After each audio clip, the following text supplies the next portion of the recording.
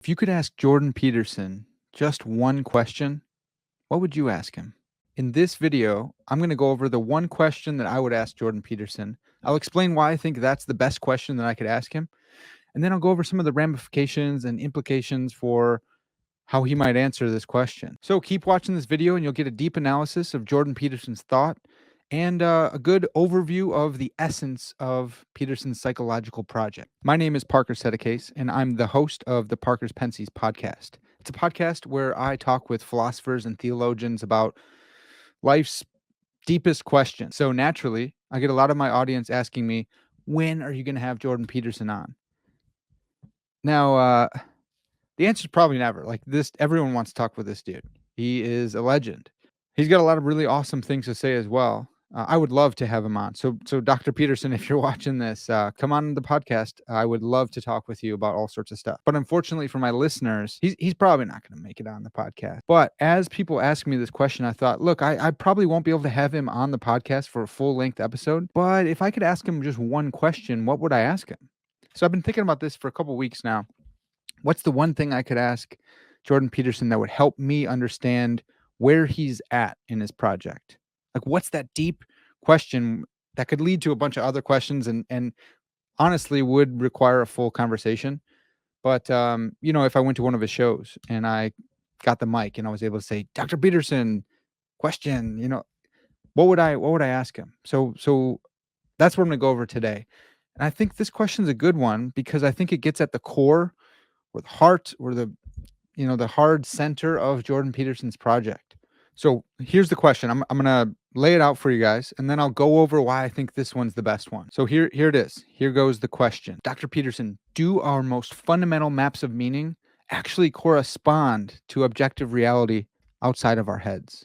Now, those who know me know that I have a master's degree in systematic theology, another in theological studies, and I'm currently working on a third master's degree in philosophy of religion. So there's like a lot of Christianity in my life, a lot of theology, a lot of philosophy, a lot of arguments for God's existence and philosophical reasoning.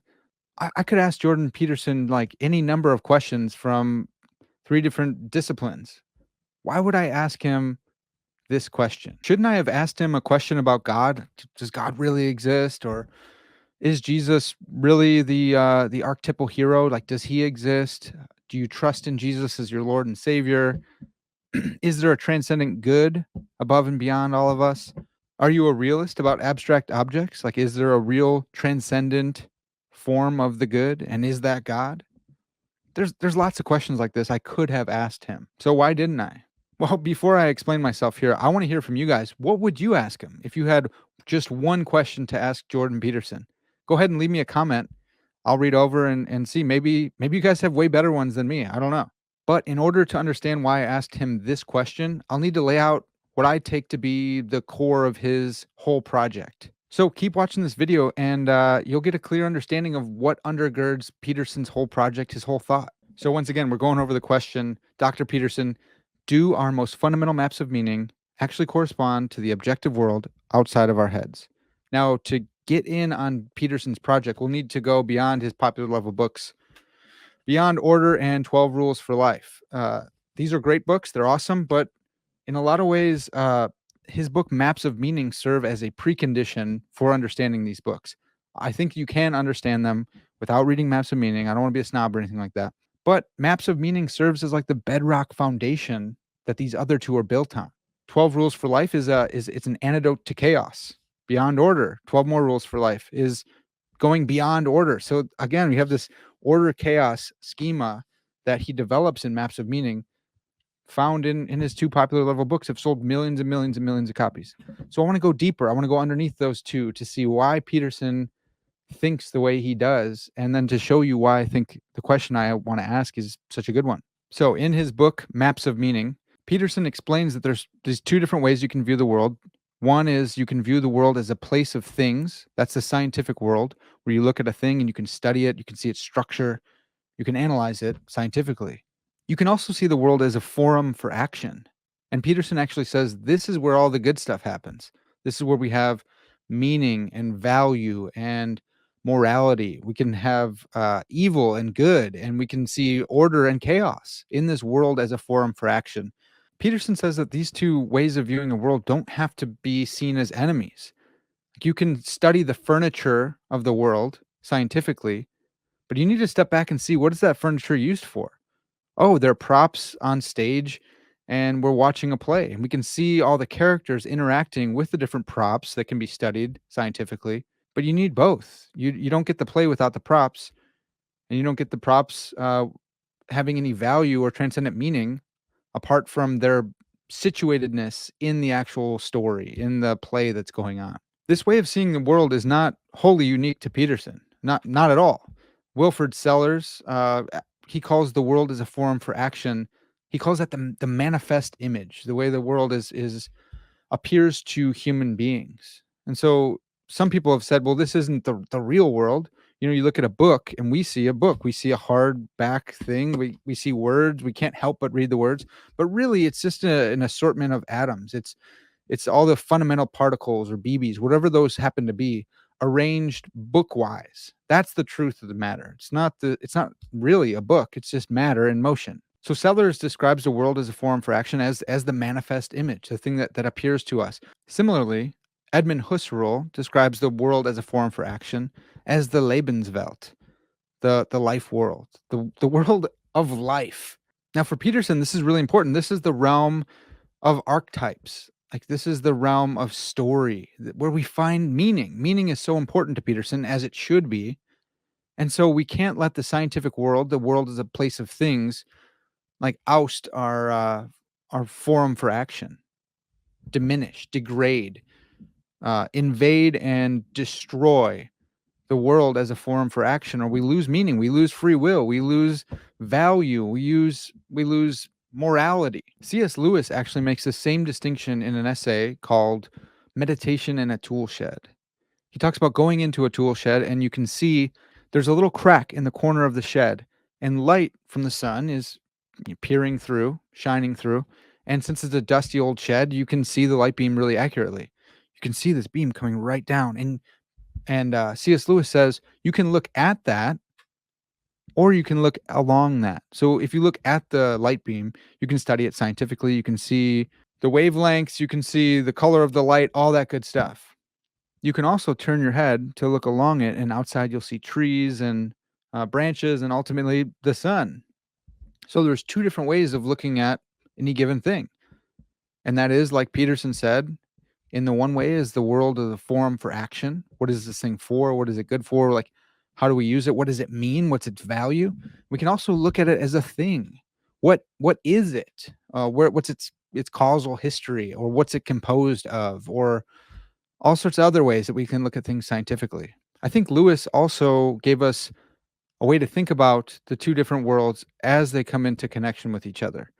And you can just think of boiling a pot of water. Someone comes along and says, "Hey, why is this pot of water boiling?" And you could say, "Hey, look at this barometric pressure under these conditions. When water heats up to this certain temperature, the water molecules will get excited and turn from liquid to gas, and that's why it's boiling." You could also say, "It's boiling because I wanted to make some tea. Would you like some?" So there's two different ways of looking at the water boiling: scientifically, in the world as a place of things, or uh, in the Lebenswelt, in the manifest image, in the world as a form for action. Because I wanted to do something, there's mental causation going on. Because I wanted tea, would you also like some? So there's two different ways, and both are legitimate. And Peterson, his whole entire project is to bring these two together so that the world as a place of things will stop delegitimizing the world as a forum for action, where we find so much meaning, really all of our meaning, our purpose, our reason for living. Now, within the world as a forum for action, that's where we find order and chaos. And this is huge for Peterson. If you know anything about him, you know, like if you look at his books at all, order and chaos play a prominent role in his psychological program. Peterson argues that the eternal battle between order and chaos make for every good story. You don't have a good story without order and without chaos. Peterson even says that order and chaos are fundamental to human purpose. On page 468 of the Maps of Meaning, Peterson says, the human purpose, if such a thing can be considered, is to pursue meaning, to extend the domain of light, of consciousness, despite limitation. A meaningful event exists on the boundary between order and chaos. And so that's why Peterson wrote these two books, right? Like order and chaos. Too much order is a bad thing. Too much chaos is a likewise a bad thing. The true hero is the one who surfs the razor's edge between order and chaos, who goes out beyond order in order to cultivate and turn new chaos into order, to go out and create instead of just circling the wagons and becoming like an ingrown hair turned in on itself.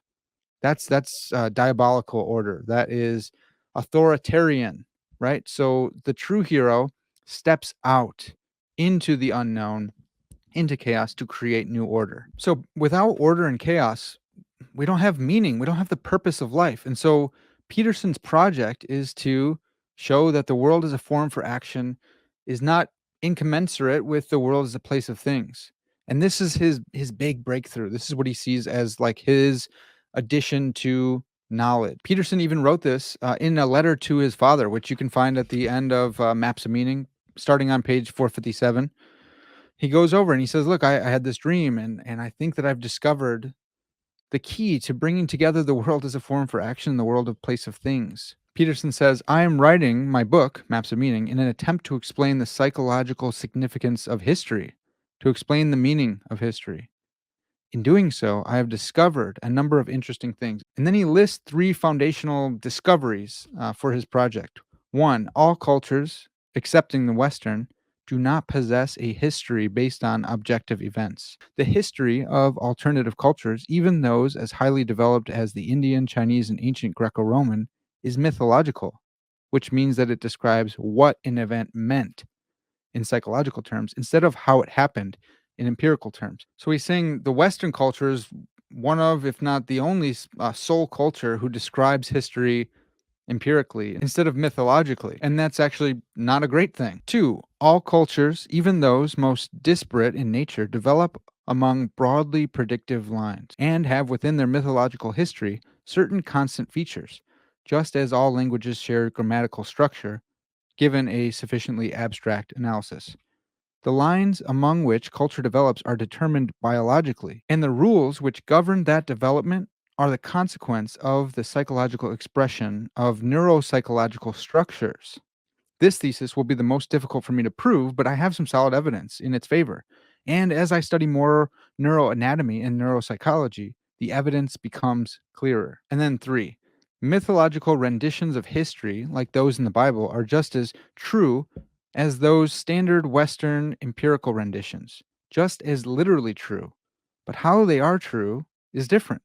Western historians describe, or think they describe, what happened. The traditions of mythology and religion describe the significance of what happened. And it must be noted that if what happens is without significance, it is irrelevant. So there you go. Peterson writing his father back in like 1986, I think, saying, look, I think I finally discovered how we can bring these two together, these two realms. We need meaning. We need that type of significance. And we also do need the empirical. So how does Peterson go about this? Peterson argues that we can bring together the world as a form for action with the world as a place of things by looking at neurochemistry and neuroanatomy, looking at neurobiology. If we have order and chaos in the world as a forum for action, does that correspond at all to the world as a place of things? And Peterson argues yes. It corresponds to the two hemispheres of our brain. The left hemisphere, as you'll know if you know anything about Peterson, that has to do with order, explored territory, the masculine, conscientiousness, and like being conservative. That's order. And that's actually, if it gets turned in on itself, that's why we have to go beyond order. Now, the right hemisphere, many of you will know, for Peterson has to do with chaos, unexplored territory, femininity, creativity, openness, and being liberal. And that's what we need an antidote for in his first book. So Peterson wants to ground the world as a forum for action actually in the world, the scientific world, the world as a place of things. If we can do that, then we can see that if one is emergent from the other, We don't discount it. They're not wholly unconnected.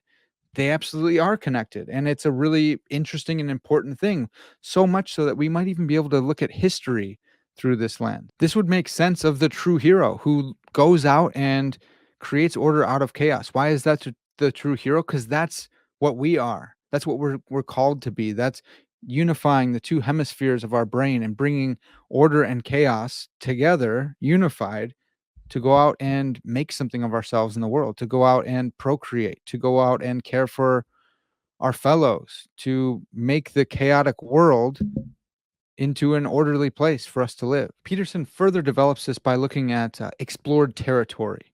Now, our ancient ancestors, they would go out and they would map their environments quite literally by going and exploring and seeing, is this safe? Is there food over here? What do we make of this? Now, that's expended a lot of energy and a lot of risk. What if there's a tiger around the corner? Well, Peterson says that our ancestors, as we grew, as our frontal cortexes grew and all that good stuff, we were able to abstract out this job of map making, of exploring. We could do it in our minds, we could do it in our heads, uh, as our brains grew, which saves us energy, which saves us all the risk of actually going out there and running into a lion. So we developed this ability to abstractly explore our environment and map it, to remember places we've already gone, but perhaps even to make mental maps of places we have not yet gone. It's really a risk management tool. And through this process, our brains grew and our minds got new capacities, the capacity for abstract thought. And the rising tide lifts all ships, right? So abstract thought begins in this like counterfactual type reasoning about our environment. And Peterson says on page 66 of Maps of Meaning, thinking is the abstract form of exploration. So there you go. How do we have this ability to think mathematically, to think philosophically, to think in the armchair at all? Well, because our ancestors had to map their environments and they didn't want to get eaten by tigers. Now, with this abstract thought, we were actually able to turn in on ourselves and analyze our own behavior. We've inherited all sorts of behavior from our ancestors. Why do we do that? Why do I share with this person? Why do I do this and this? Why? We can look at our moral code and start to analyze it. We can look at all the things that we do. We can look at our myths. We can look at our inherited beliefs and we can analyze them. Are they true or not? We can analyze the shared wisdom that's been passed down to us. Why is this wise? Why is that a good idea to do that? Instead of just going along and getting along, we can actually see why these principles work. This brings us to Peterson's ladder of development. He says on page 78, behavior is imitated, then abstracted into play, formalized into drama and story, crystallized into myth, and codified into religion. And only then is it criticized in philosophy and provided post hoc, after the fact, with rational underpinning. So there's these developmental stages. We have action. What do we actually do? What do human beings do? We have imitation, other human beings seeing what's successful and imitating them. We have play, where our children learn to do the same actions as their parents, but they do it in a fun way. We have ritual, drama, narrative, myth, religion, philosophy, and then finally, rationality. Peterson argues that each stage offers an increasingly abstracted, generalized, and detailed representation of the behavioral wisdom embedded in and established during the previous stage. So this is like a ladder of development where this is like a historical process of the human race, as well as in the individual, pre-linguistic, linguistic, playing with other kids, drama, narrative, myth, all the way back up. So then we have this abstraction, this ability to think abstractly because of this process of development that we've taken on, that we've undergone. The process started because we wanted to make abstract maps of our environment, and it was a really smart and wise thing to do. But with this, we have preconditions for intelligibility. We have fundamental maps of meaning which help shape the way that we view the world. Peterson often argues that any action presupposes judgments, presupposes reasons for action. So we have these fundamental maps of meaning. What are they? Peterson argues that there's a single unifying story, or some people might call it a meta narrative, which undergirds the way that we view the world. He says, indeed, our very cultures are erected upon the foundation of a single great story: paradise, encounter with chaos, fall, and redemption. Now, the Christians in the audience will recognize this. This is the Christian meta narrative. he's saying a little bit differently. Most Christians will say creation, fall, redemption, consummation. Peterson's adding an extra step in there, right? So he says paradise, that's creation. He says encounter with chaos. We would say fall right there, right? But he adds fall afterwards. So there is this encounter with chaos, and then there's a fall. And then he ends with redemption. We would say redemption and consummation. But he's pulling from the Christian story. This is the Christian story according to Jordan Peterson. Now it is a little bit different because the fall for Peterson is like a snap into consciousness for Adam and Eve.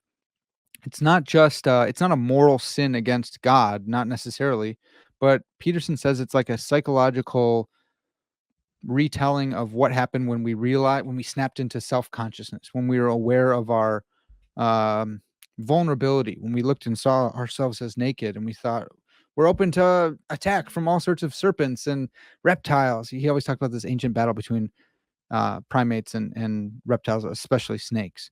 So consciousness for him is actually the fall. It's kind of not traditional, right? But so now finally we can get back to my question.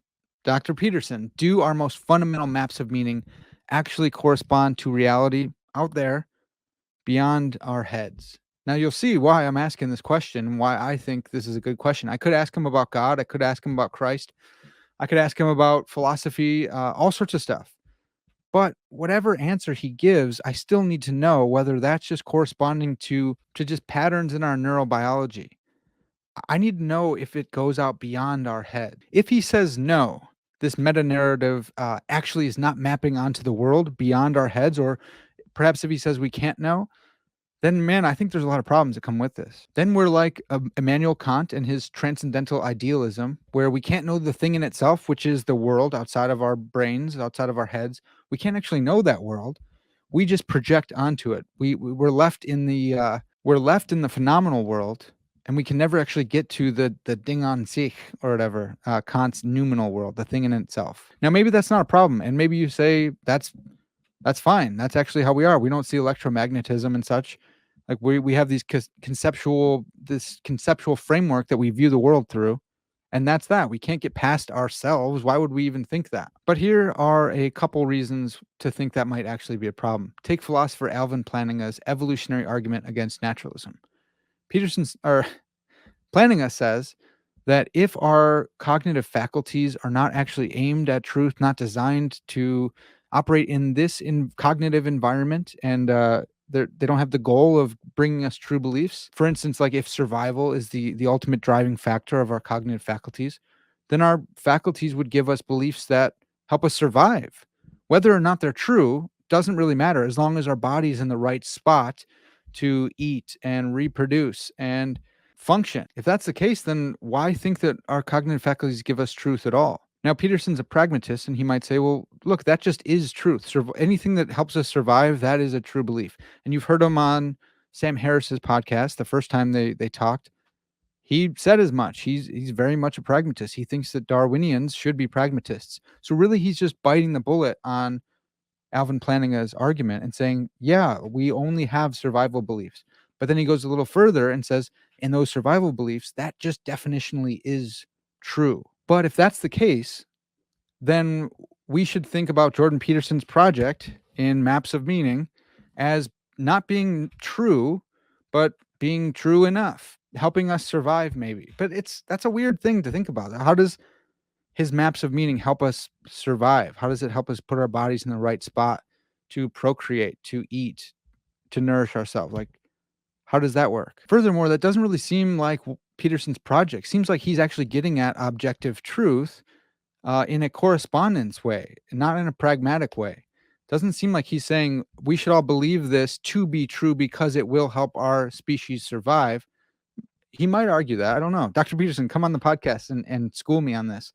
It seems like he's saying, though, this is true. This corresponds to the way things are in and of themselves.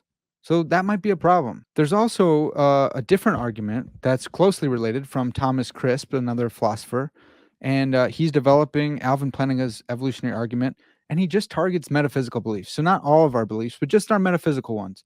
Perhaps our cognitive faculties developed the way that Peterson said they do. and they helped us map our environments. That's cool. And maybe we could have some abstract thoughts because of that. Maybe we needed some abstract thoughts in order to survive. Like that's exactly what Peterson says, right? He says that we needed these abstract maps in order to map our environment and yet avoid being eaten by a tiger. Okay, cool, sure.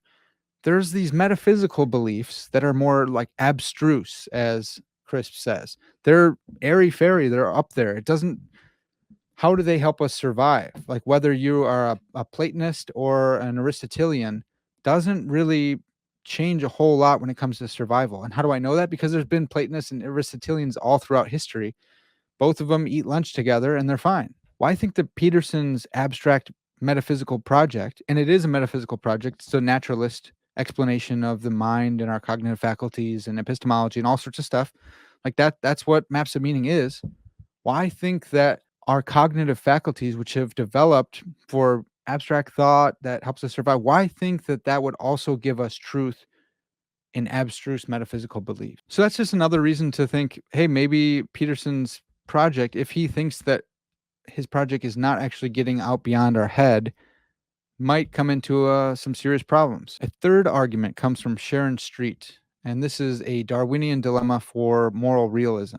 Moral realism is just the idea that there are moral facts or truths outside of our heads. She argues that if you're a Darwinian, you don't really have a good reason to think that our cognitive faculties would line up with moral truth. It seems kind of magical that the process of evolution would just so happen to correspond to moral facts outside of ourselves. Like, why would we trust our cognitive faculties to actually reach out and grasp on to discover these moral facts outside of our heads? So, if Peterson says that our fundamental maps of meaning don't actually map onto the world, it seems like that might be a problem for his own theory and for moral realism. Like, I think we should want to be moral realists. We should say that objectively, there's a right way to treat human beings, that they have moral status, and that moral status is not just based in pragmatics. It's not based in what's good for us, but actually inherent to the person. So those are just a couple of further questions for Dr. Peterson. If he answers no, our fundamental maps of meaning do not actually correspond to the objective world outside of our heads. Now we get to the fun stuff. Now we get to the yes. Like if Peterson answered yes and says, of course, our fundamental maps of meaning correspond to reality outside of our head. Now we get into like narrative realism. There is an objective meta narrative outside of ourselves, and we discover it. We don't invent it. We don't project it out onto the world, but we negotiate with each other, and we can find it in all sorts of different ways. C.S. Lewis talks about this with people on the subway. You get up from your seat really quick and you look back, someone jacked your seat and you say, "Hey, what the heck, man? Like, that's my seat. I was there first." Or someone says, "Hey, remember I gave you a piece of my orange the other day? Can I have some of yours now?" It seems right. We can discover the objective story and the meaning and value and morals of life through negotiating with other persons. Perhaps we can also discover it through divine revelation. If there is a God who is the author of the story, the eternal Logos, perhaps he did condescend into the story and give us a way to view it. So if Peterson says yes, our fundamental maps of meaning do correspond to reality, there's way more further questions to ask him. There's an analogous case to like scientific realism.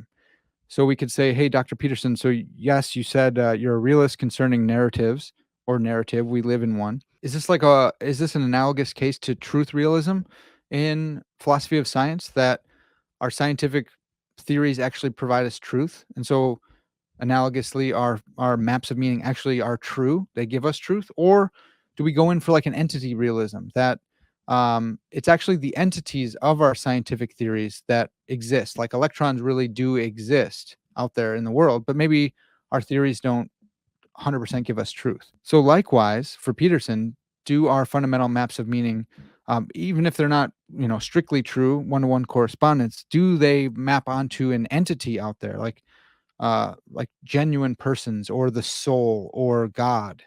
Or perhaps structural realism in the philosophy of science, where our mathematical structures and equations give us truth. Those actually do roughly line up with the structure of reality.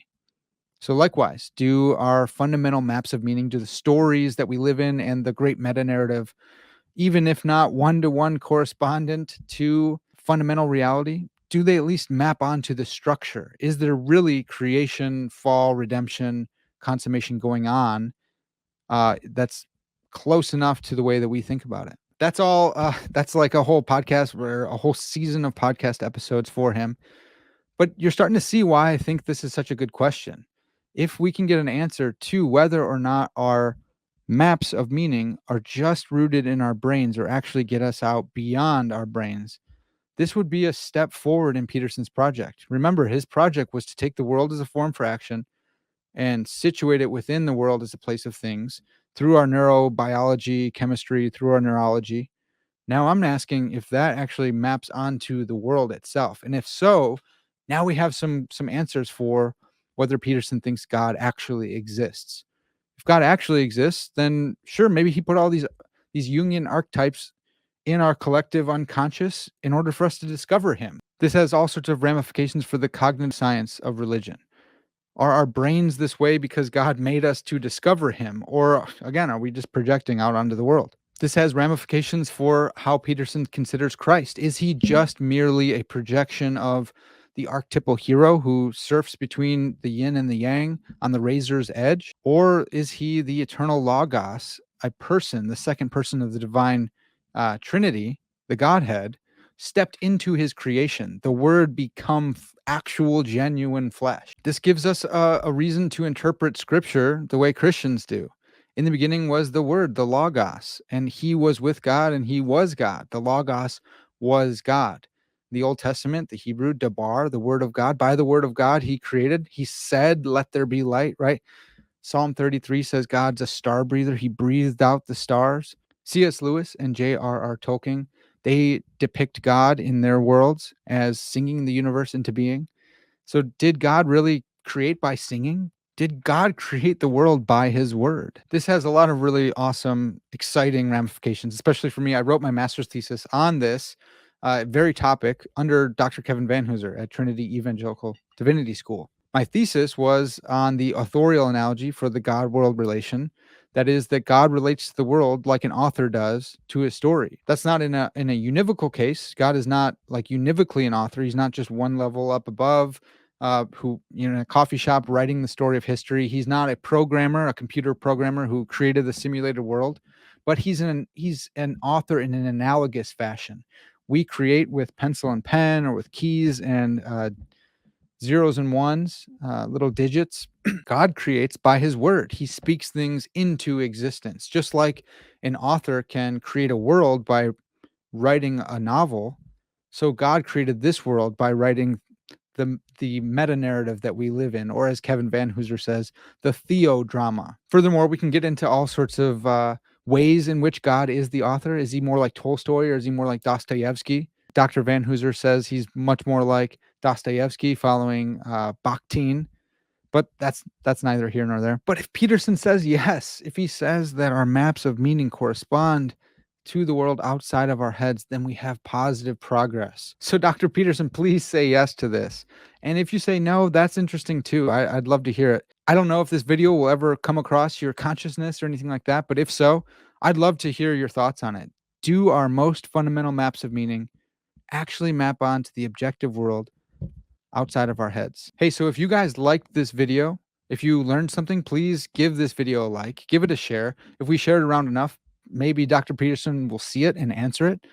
And again, please leave your question for Dr. Peterson in the comments below here. Maybe if he sees this video, he'll go on, he'll scroll down through the comments against Joe Rogan's wishes, and he'll see your question as well. But even if he doesn't, I would love to see your questions, and I'd love to hear how you think Peterson would answer my question. Do you think he'd say yes or no? And then give me a reason why you think that. If you enjoyed this video, you're going to love the rest of the content that I produce. So smash that subscribe button, turn on the notification bells, all that good stuff, and go peruse through my back catalog. You can find a lot of really interesting conversations with amazing people in philosophy, theology, nature, and life.